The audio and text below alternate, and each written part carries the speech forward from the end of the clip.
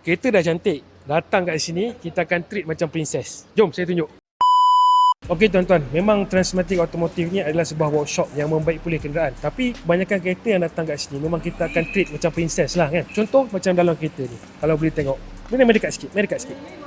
Kalau kita owner kereta ni, kita rasa macam puas hati lah kan. Sebab kita tahu kereta kita terjaga. Contoh kita pasang macam ni. Dekat sini kita pasang steering cover. Steering cover ni kita pasang untuk kita nak elakkan daripada minyak-minyak lah. Kalau technician kita tangan berminyak. So tak adalah berminyak steering ni kan. Kalau pasang kita pasang ni juga. Satu sheet cover plastik macam ni. Supaya benda ni sentiasa terjaga bersih. Tak adalah kesan-kesan minyak ataupun benda-benda yang kita tak seronok tengok kan. Dan yang last sekali, kalau tuan-tuan boleh nampak dekat bawah tu, kita ada pasang satu kertas. Kertas tu kita lapikkan dekat kapet tu. Tak nak elakkan lah kasut-kasut yang berminyak pijak kereta ni kan. Jadi tuan-tuan, kalau tuan-tuan datang hantar kereta ke Transmatic Automotive ni, ini adalah extra service yang kita buat secara percuma untuk tuan-tuan. Jadi tuan-tuan, sebenarnya benda-benda macam ni benda-benda minor je, tapi disebabkan kita menghargai kita punya customer dan kita buat benda-benda macam ni supaya customer kita happy. Okey tuan-tuan, sekiranya tuan-tuan ada masalah dengan kenderaan, tak tahu mana nak repair, nak servis, nak check, nak diagnose, boleh datang ke Transmatic Automotive Station 15 Shah Alam ni. Kita buka hari-hari kecuali hari Jumaat.